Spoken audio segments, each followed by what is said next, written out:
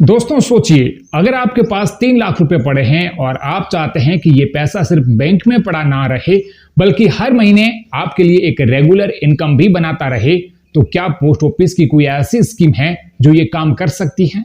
क्योंकि आज के समय में बहुत से लोग यही चाहते हैं कि उनका पैसा सुरक्षित भी रहे और हर महीने कुछ इनकम भी आती रहे, ताकि घर का छोटा मोटा खर्च, बिजली पानी का बिल, दवाई का खर्च या फिर मंथली सपोर्ट आसानी से निकल सके।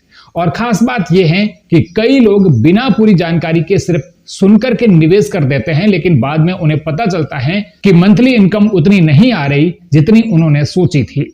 तो आज की इस वीडियो में हम बिल्कुल आसान भाषा में समझेंगे कि अगर आप पोस्ट ऑफिस में 3 लाख रुपए जमा करते हैं तो हर महीने कितना पैसा मिल सकता है, कौन सी स्कीम ज्यादा बेहतर हो सकती है, किसमें इंटरेस्ट रेट ज्यादा है, कौन इसमें अकाउंट खोल सकता है और आखिर रियल कैलकुलेशन क्या कहती है। तो वीडियो को आखिर तक जरूर देखिए और एक छोटी सी रिक्वेस्ट, यदि आप चैनल पर पहली बार आए हैं तो सब्सक्राइब करके नोटिफिकेशन ऑन कर दें, जिससे आने वाली हर एक वीडियो की अपडेट आपको समय पर मिलती रहे। दोस्तों, पोस्ट ऑफिस की स्कीम्स को भारत में काफी लोग इसलिए पसंद करते हैं क्योंकि इन्हें गवर्नमेंट बैकएंड सेविंग ऑप्शंस माना जाता है। खासकर छोटे शहरों, गांवों और रिटायर्ड लोगों के बीच पोस्ट ऑफिस की स्कीम्स काफी पॉपुलर हैं। आज हम 2 खास स्कीम्स के बारे में बात करेंगे जो आपको हर महीने इनकम देगी। अब सबसे पहले समझते हैं post office monthly income scheme यानी MIS को। यह स्कीम उन लोगों के लिए बनाई गई है जो एक लमसम अमाउंट जमा करके हर महीने एक फिक्स्ड इनकम जैसी सुविधा चाहते हैं। मतलब आपने एक बार पैसा जमा किया और उसके बाद हर महीने इंटरेस्ट के रूप में इनकम मिलती रहती है। इस समय MIS में इंटरेस्ट रेट 7.4% पर एनम चल रहा है। इस स्कीम में मिनिमम 1000 रुपए से अकाउंट खोला जा सकता है और उसके बाद आप 1000 के मल्टीपल में पैसा जमा कर सकते हैं। अगर सिंगल अकाउंट की बात करें तो मैक्सिमम 9 लाख रुपए जमा किए जा सकते हैं, जबकि जॉइंट अकाउंट में लिमिट 15 लाख रुपए तक जाती है। अब कई लोग पूछते हैं कि क्या इसमें अकाउंट कोई भी खोल सकता है? तो इसका जवाब है हाँ, लेकिन कुछ एलिजिबिलिटी कंडीशंस होती हैं। इस स्कीम में भारत का रेजिडेंट सिटीजन अकाउंट खोल सकता है, सिंगल अकाउंट भी खोल सकता है और जॉइंट अकाउंट भी खोला जा सकता है। और जॉइंट अकाउंट में 3 अडल्ट शामिल हो सकते हैं। अगर किसी बच्चे की उम्र 10 साल से ज्यादा है तो उसके नाम पर भी अकाउंट ओपन किया जा सकता है गार्जियन की मदद से। और एक इंटरेस्टिंग बात यह भी है कि आजकल कुछ post office services internet banking और ई-बैंकिंग फैसिलिटीज के जरिए भी अवेलेबल हैं, लेकिन उसके लिए पहले पोस्ट ऑफिस में सेविंग अकाउंट होना जरूरी होता है। अब सबसे जरूरी सवाल, अगर कोई व्यक्ति 3 लाख रुपए जमा करता है तो हर महीने कितना पैसा मिलेगा? चलिए इसका आसान कैलकुलेशन समझते हैं।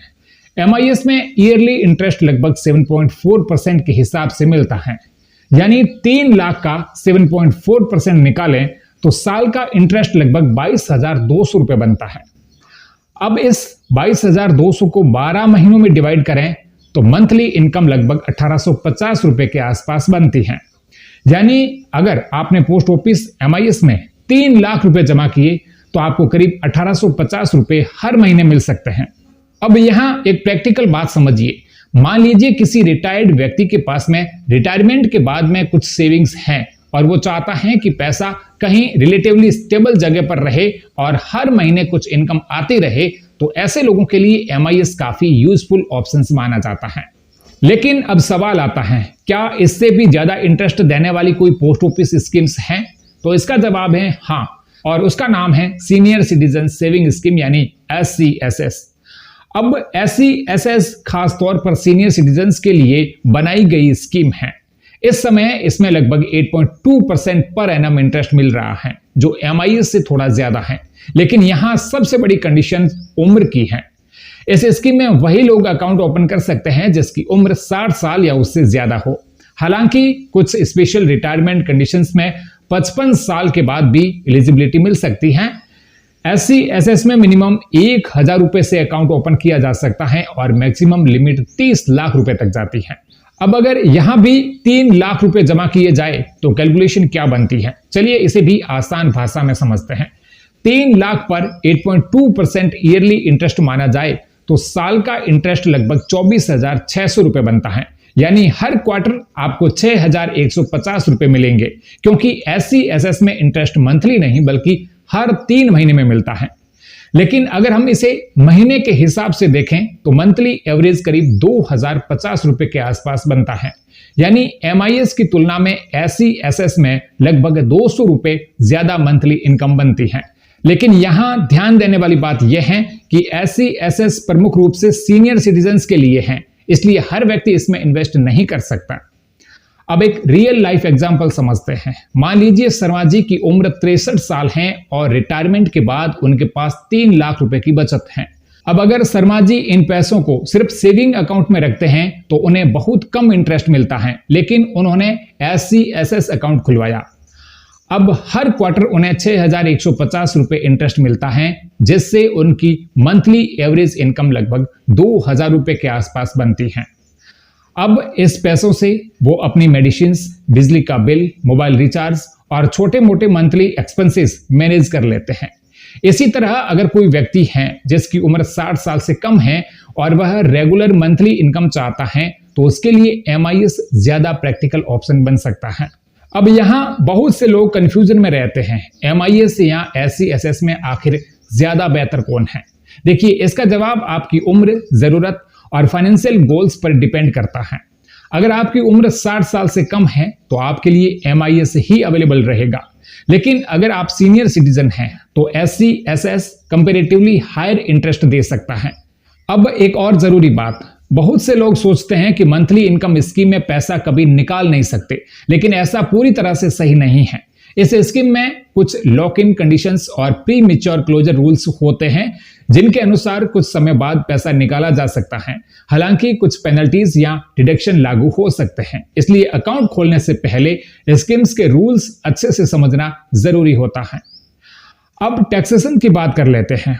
SCSS में किया गया इन्वेस्टमेंट इनकम टैक्स एक्ट की सेक्शन 80C के तहत टैक्स बेनिफिट के लिए एलिजिबल हो सकता है, लेकिन इंटरेस्ट इनकम टैक्सेबल हो सकती है, इसलिए बड़े निवेश से पहले अपने टैक्स एडवाइजर से सलाह लेना बेहतर होगा।